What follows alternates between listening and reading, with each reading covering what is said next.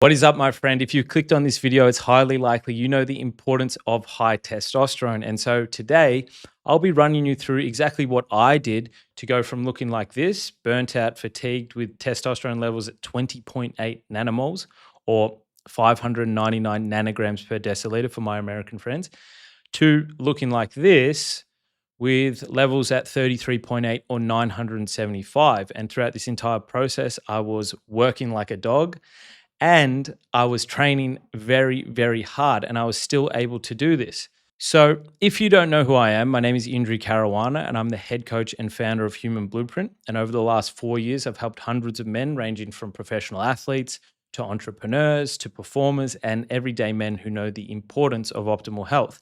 And they know the importance of their testosterone levels. And so, first, I'll run through how testosterone is made. I'll run through some of the root causes that may be impacting your testosterone levels, and then the exact protocol that I followed. So, you may be able to take pieces from that, or you may be able to see exactly, oh, this is the underlying issue I need to address before actually diving into a testosterone protocol. So, what is testosterone? Well, testosterone is simply a chemical message that is sent from your balls to different parts of your body, different tissues, different cells, instructing them on what to do, whether that's to help you build muscle and shed fat, whether that's to increase your libido, or whether it's to dampen down your fear response so you're more open to taking risk and challenges. And these are all incredibly important things that a man needs to do. And this whole process begins in your brain. It actually begins in your hypothalamus. And you may have heard of the HPG axis. Well, that is the hypothalamic pituitary gonadal axis, right? This is the communication between your brain and your balls. And so the hypothalamus releases a chemical message or a hormone known as gonadotropin releasing hormone, GnRH, that travels to your anterior pituitary gland, which then releases LH, luteinizing hormone, and FSH, follicle stimulating hormone, which you will see these on your blood tests. And those two travel to your balls, where luteinizing hormone interacts with the Leydig cells to create testosterone, and follicle stimulating hormone interacts with the Sertoli cells to create sperm. And so, if this process is interrupted, whether it's the signaling, the initial signaling from the brain, or whether it's actually the creation of testosterone in your balls, it will impact your testosterone levels. And so, to identify what's impacting you and what's stopping you from having higher testosterone than you already have, I would suggest going through a similar framework to that which I take clients through, which is the APA framework. So, first, an assessment using blood work, using stool testing if you have gut issues, potentially organic acids or urine tests, and even genetic tests, as well as an in depth symptom questionnaire to identify exactly what you need to pinpoint with your protocol. From that assessment, then you can decide on what you're actually going to do to address the issues. And once you have that in place, then it's all about execution, putting the pieces into place. And if you have the right protocol and you know exactly what you're targeting, then you will experience the results. So, what are the consequences of having low testosterone? Because not just it's not just a vanity metric having high levels on your blood test. Low testosterone will decrease your motivation. That will decrease your motivation to work hard on your business or your side hustle while you're at your 9 to 5. It will decrease your motivation to train on days that you don't want to. It will decrease your motivation to spend time with potentially your kids or your partner. And so the motivation piece is critical because when you have higher levels of testosterone, you have the drive to do all of these things and more. It will also impact your sex life. It will lower your sex drive, and you'll begin experiencing less morning wood. So on the weekends when you were going to make love with your partner or when they want to make love with you, that may not be happening because you don't feel like it or you don't actually have the physiological function to do so. Low semen volume is also there, erectile dysfunction. So if you do want to have sex and it's not working, testosterone can play a role there. And really, you got to think like if you're in a relationship, that's impacting your relationship, or if you're looking to date, that's hugely detrimental to your confidence when you are going out in the dating market and looking for a sexual partner. I know a decade ago, right, for myself, when I in my early 20s, I dealt with pretty severe erectile dysfunction, and that was hugely debilitating to me wanting to go and find a mate. I was dependent on Viagra, having to suck down a Viagra before having sex, and really just I didn't feel good about myself. It was constantly on my mind.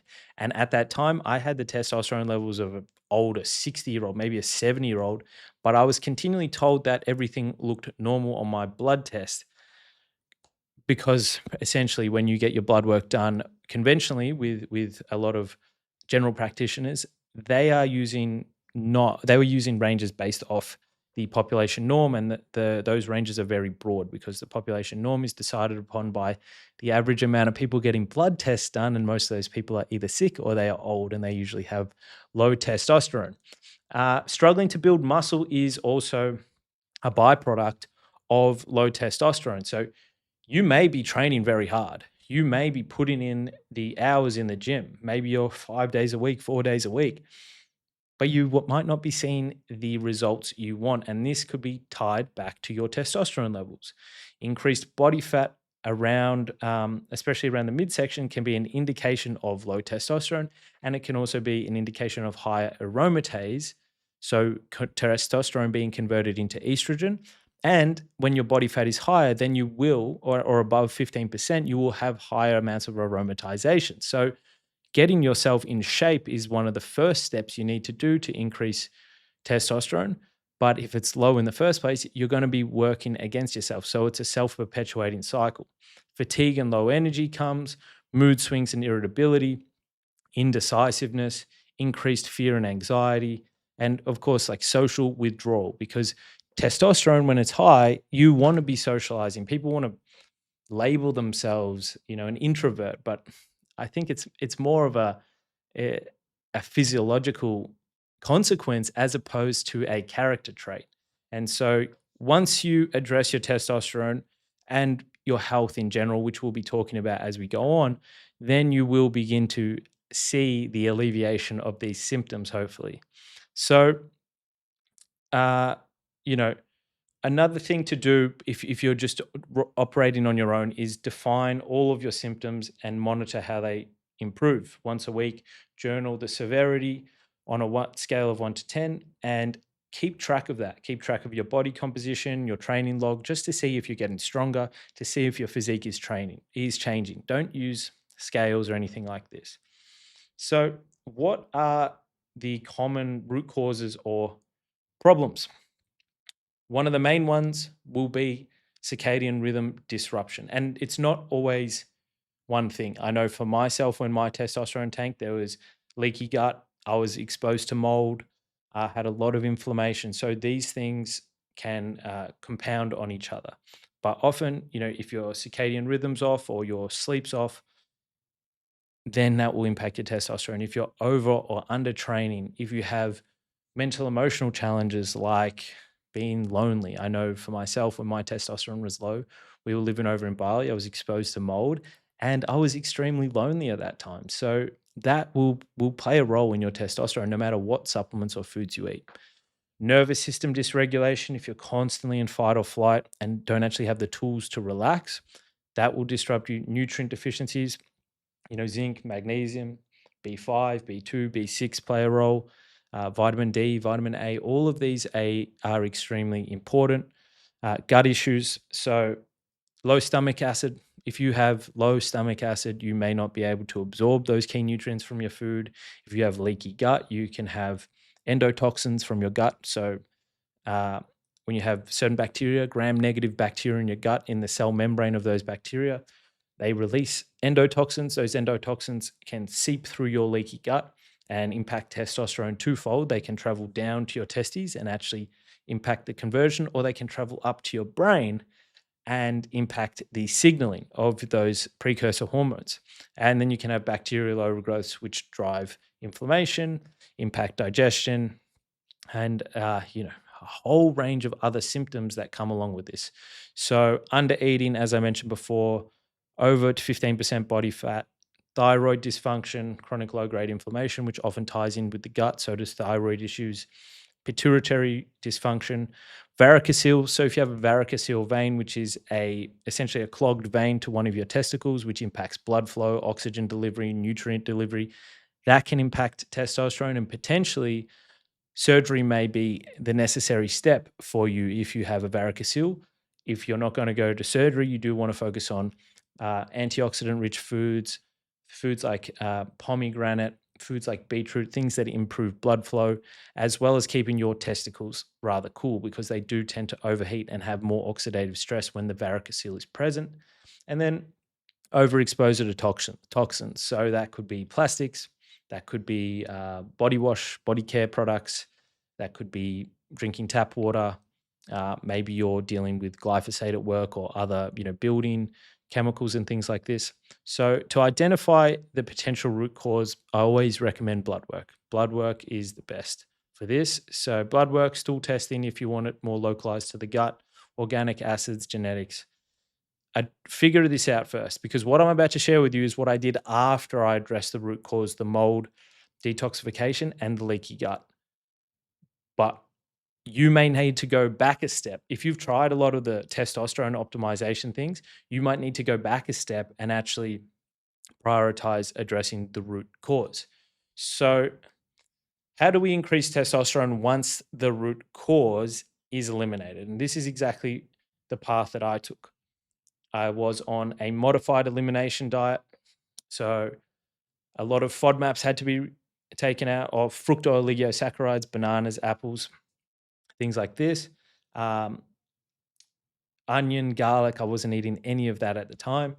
Micronutrient maxing, which we'll get into. So just overloading your body with micronutrients because really that micronutrient deficiencies could be the root cause of so many dysfunctions. And that's why genetic testing is so awesome as well, because it will tell you what um, SNPs you have, what essential genetic need for certain nutrients you have. So I have a higher need for vitamin C, vitamin B6, and things like this than you may have. So, genetic testing is great for that, but we can also just saturate with food in this protocol. Optimizing upper GI function. So that's how your liver is working, that's how your stomach is working. Improving sleep quality. At the time during this protocol, I was prioritizing, even though I was working like a dog and I was very stressed and I was training a lot, I was prioritizing sleeping 8 hours every night. Right now, in a bit more of a push phase with work. So my sleep's at 7 or, sometimes even 6.5, depending on what time I get to sleep or what time I wake up if it's prior to my alarm. But there's seasons in life. And when you're trying to optimize your testosterone, you really need to prioritize sleep, nervous system regulation. And so the best thing for that is essentially just using breath work. Using breath work and learning how to actually take yourself into a parasympathetic state and relax. So box breathing, 4 in, 4 hold, 4 out, 4 hold, or the 4-7-8 strategy, or even just putting your legs up against the wall, which I have a video on, and breathing slowly, long exhalation breathing to help yourself relax. Lowering toxin load. So if you're still exposed to body wash or body care products that contain parabens and PFAS and all these forever chemicals, you need to eliminate those as well as limiting plastic in your life, aligning your circadian rhythm with morning light, blocking blue light at night, waking up and going to sleep at the same time every day, and then using targeted supplementation, which I will share what I used, which may be beneficial for you, or you might need something more specific to yourself, and that's where blood work can really help. So micronutrient maxing, and you can pretty much build your diet off this if you are looking to increase testosterone naturally. So, well, let me show you what I was doing. And if you are going to max out on the beef liver, you must get your iron levels tested first because there's a lot of people telling you eat a lot of red meat. There's a lot of people telling you eat a lot of liver. And I am telling you eat a lot of liver so long as you've had your iron levels tested because iron overload is a serious problem, causes a lot of oxidative stress, and it will lower your testosterone as well. So for me, I was eating 20 grams of organic beef liver every single day. Here, I say 3, 4 times a week, but, when I was doing this, because I was actually having problems with my methylation as well, I was eating 20 grams every day, and I did that by freezing small palm size pieces of organic beef liver and then just cutting them off with a serrated bread knife and eating them frozen. That's my favorite way to consume liver because it barely tastes like anything and you don't have to mess around with cooking. Then oysters are going to provide you with DHA, taurine, selenium, but mainly for this, they're going to give you a lot of zinc. Okay. I was drinking 500 to a 500 mils to a liter of organic raw milk every single morning as part of a smoothie during this process, which is a phenomenal food. Once again, if your gut can't tolerate that, you can't use milk, right? There's no point causing immune reactions or digestive symptoms just to get the milk in. So you have to tailor this all to yourself. I'm just telling you what I did. 4 egg yolks to get the choline. I was also supplementing with choline at this time as well because I have a genetic need for it. But 4 egg yolks, you could ramp that up to 10 egg yolks if your cholesterol levels and if you're able to break down those fats. Always using high quality salt. This will support hydration, will also support upper GI and stomach acid function. Wild caught prawns, I was consuming lots of those. 500 grams of grass fed beef mince, lean beef mince was what I was having every single lunchtime, except for Sundays. And this is a testosterone protocol. This was literally to get my testosterone levels to that point. Would I recommend that? Maybe if your iron's all right. Maybe if you can digest it all. Yes, but this is what I was doing.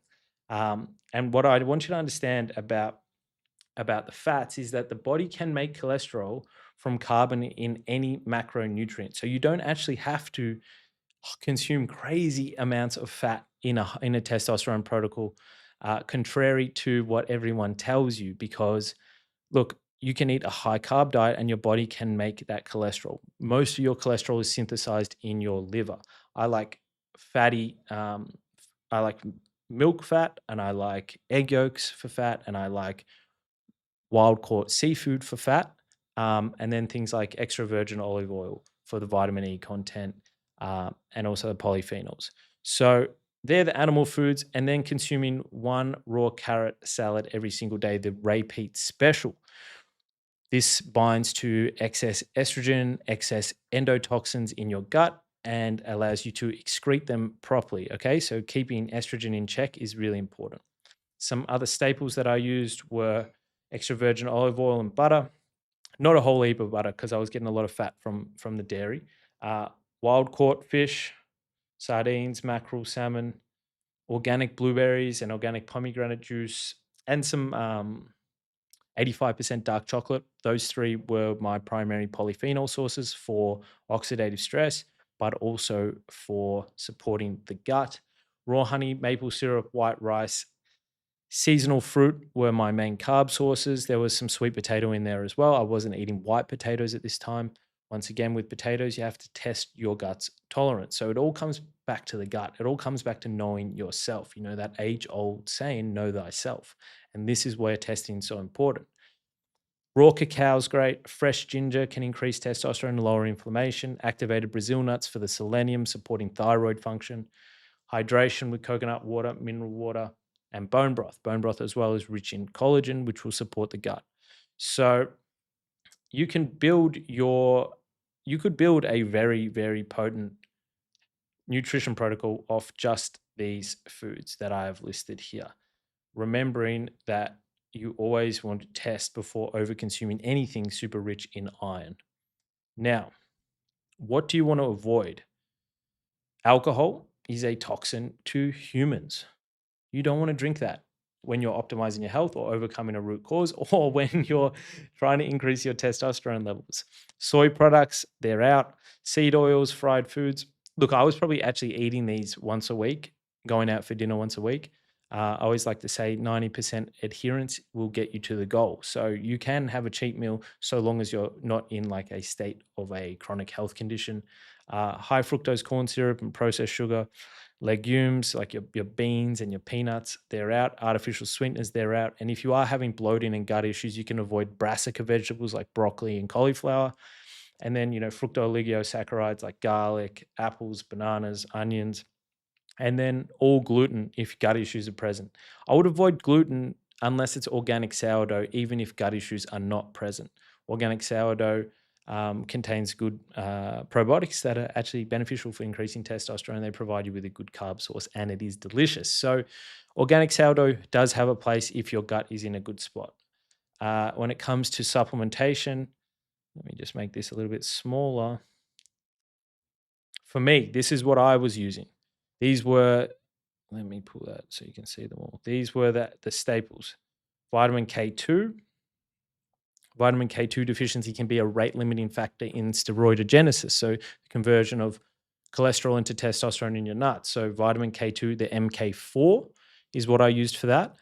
Um, you must take that with a food source of vitamin A for it to be properly absorbed. So I was eating that with my beef liver in the mornings and with cod liver for more vitamin A. Then I was using zinc L-carnosine to support and maintain the integrity of the gut lining, but also support a mild zinc deficiency. I was using two forms of magnesium glycinate, and this one you could definitely just incorporate straight off the bat. Magnesium bisglycinate for sleep, and then magnesium chloride, sipping it throughout the day in my water bottle to address a deficiency. This is literally the money combo for magnesium. Just using magnesium glycinate alone, and after looking at hundreds of blood panels of people who have been on magnesium glycinate, even using it up to the day of their blood test, they're still deficient. Okay, so magnesium glycinate will help with sleep, it will help with stress, and the mag chloride can help address any underlying deficiency. Shilajit for mitochondrial health and to support DHEA levels and oxidative stress. Shilajit is one of my favorite supplements. You could definitely use that, um, just unless you're dealing with some form of anemia. Bovine colostrum kept my gut in check because this was post a gut protocol as well. Thiamine B1 for carbohydrate metabolism because carbs were high. And then magnolia bark is what I used to support stress. I would recommend magnolia bark every single day over something like ashwagandha. Ashwagandha can be hugely problematic and drive things like anhedonia. So the inability to experience pleasure. So anytime I've taken ashwagandha, I did have some recently, 4 months ago, let's say, because I was training jujitsu at night, and I was like, okay, maybe I'll try something a bit more potent on the nights that I train jujitsu. And every morning I woke up on the Friday morning and the Wednesday morning after training, I did not feel like working. There was no drive there, and I can see how chronic use could be hugely detrimental. So I would just recommend using magnolia bark, a potent form of magnolia extract, to help you manage stress. Then some additional things that I would use uh, on the occasion. So vitamin B6 is what I use to support my genetic need for it, but it can also help with dopamine regulation and also helping to lower prolactin, which can inhibit testosterone production. Sustanch helps with luteinizing hormone signaling. It can also be liver protective and help with detoxification, modulate stress to a degree. Um, Hydrochloric acid. So this is essentially your stomach acid. So we're looking to support our upper GI function, how we're breaking down proteins, absorbing nutrients. So if I was training late at night or I was a bit stressed from the morning of work and I'm having lunch, I would support my stomach acid, which may have been impacted with some HCl. And then L-carnitine is not something that I used in this protocol, but it is something that can improve androgen receptor sensitivity. So if you do have high levels of testosterone, but your androgen receptors are not healthy, then that testosterone won't actually elicit its effects that you want it to. So L-carnitine tartrate 3.5 grams per day. Every day it requires muscular saturation for 30 days. But this can improve how your body responds to testosterone. Training wise, for me, I was hitting heavy squats, not back squats. I'm more of a Zercher man. Heavy back squats 1 week, and then the next week I'll do heavy deadlifts, alternating those, as well as a lot of other compound movements. I was competing, so doing a lot of jujitsu and MMA.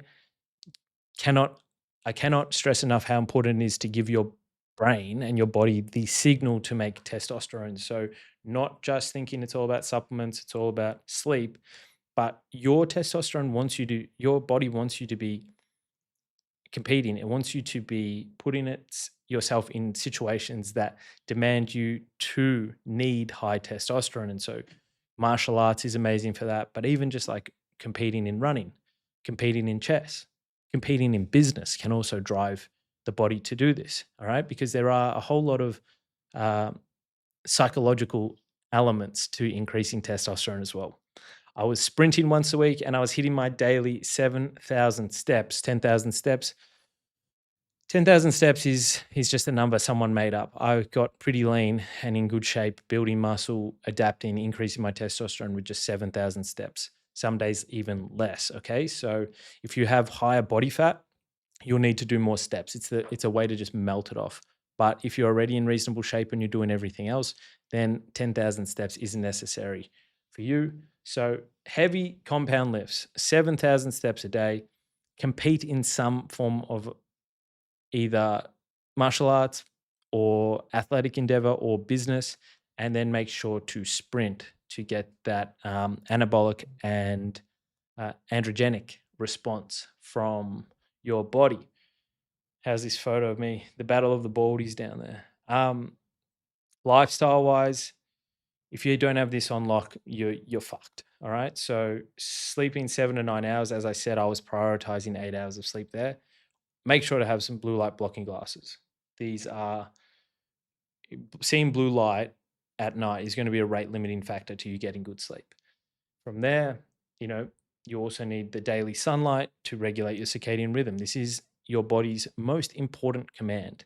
Okay. And but as well as that, making sure to get to nature at least once a week, get your grounding in, allow yourself to disconnect from work or the daily stresses, allow yourself to take on all the electrons that nature gives you. Okay. So it's daily sunlight, circadian rhythm, but also mood, hormones that come with that, being outside, getting UVB on your skin, super important. Avoiding non-native EMF. So trying not to carry your phone while it's not on airplane mode in your pocket as often as possible, because that can cause oxidative stress in the Leydig cells. Switching your Wi-Fi off at night, not charging your phone in your bedroom, not using your laptop or your phone while it's charging. These are really foundational things. Avoiding earpods as much as possible. That's how you can avoid the non-native EMFs. Get your hygiene products to be all natural products. You do not want these chemical bullshit. You sweat for a reason. You don't want to suppress that either. Okay. So get some organic natural soaps made with coconut oil or olive oil and natural essential oils, not bullshit like Rexona. Doing more manly things. The competition, business, chopping wood has actually been shown to increase testosterone. Spend time with, you know, other driven men. If you're hanging out around with fucking cowards and pussies, uh, you're probably going to be a coward and a pussy yourself. All right. So audit your friends. Audit your friends. If you want to be achieving things with your life, if you want to have high testosterone, if you want to be in optimal health, you can't hang around with people who don't actually prioritize these things. But if your circle is driven, if your circle is high T, if you're really in the presence of other high testosterone males, this will elevate you as well. And then, of course, avoiding the toxins, avoiding the plastics. Never microwave a meal. Don't even eat microwaved meals, but never microwave leftovers in plastic. Never put hot leftovers into plastic. Avoid plastic drink bottles. Real foundational stuff to avoid xenoestrogens, so chemical estrogens that your body thinks are estrogen. And then, nervous system regulation or just simple breath work. Breath work, if you haven't unlocked the power of breath work in your life, I feel for you. I feel for you, brother. You have to start. 2 in, 1 out. So for 25 reps, 2 sets, that's going to relax you. And a breath hold at the end of each set or the physiological sigh. So the difference being 2 in, 1 out is through the mouth. Physiological sigh is 2 in through the nose, 1 out through the mouth, or even just legs up breathing. As I mentioned before, line with your legs against the wall and just doing long, slow exhalation breathing. So breath work is going to be your key to nervous system regulation. From there, the best place to go if you've tried that and you still haven't seen answers, or you just want to get a comprehensive reading from the beginning, is getting you either your hormones checked, so total testosterone, free testosterone, SHBG, DHEA, prolactin, estradiol, liver function, at minimum. All right, so you'll be able to test how things are working. If you're not assessing, you're guessing. Or if you want to find the root cause, you want to do comprehensive blood testing. And then you want to measure those results against optimal ranges. Okay. That's going to allow you to see nutrient deficiencies, inflammation status, gut issues, liver dysfunction, immune health, thyroid function, insulin sensitivity. If you're insulin resistant, your body's not in a good place metabolically, and testosterone is not going to be a priority for your body when you're dealing with insulin resistance. Then if fertility is something you're concerned about, you want to do semen analysis as well. If you have gut issues, stool testing can be amazing. It's more localized to the gut, but it can be amazing. The beautiful thing about blood work is that you're assessing every organ system in the body that has a blood supply, which is all of them. And then, one thing that I'm bullish on now is genetic testing to understand what specific nutrients your body has a higher need for, as well as understanding your propensity for ADHD like tendencies, your ability to tolerate stress or caffeine and things like this. The genetics do tell you a hell of a lot. And so when you tie it all together, right? When you tie understanding the root cause and addressing that, and then nutrient maxing, the right supplementation for your needs, as well as getting your lifestyle in order. And a lot of that's around designing your week properly, having your calendar laid out where there's relaxation actually planned and rest actually planned in there, you know, figuring out how to use breath work throughout the day to regulate your state, making sure your circadian rhythm's dialed in, avoiding the toxins, avoiding the non-native AMF, putting yourself in a place where you actually need high testosterone, whether that's with business or with training. And then you may be able to experience testosterone levels and dramatic physique changes like I was. And so this was possible because I did things properly. And if you want to learn how to do things properly, you can click the link below to see what working with me looks like, or you can click the video around here, which will tell you more about advanced blood analysis. I will see you on the next one.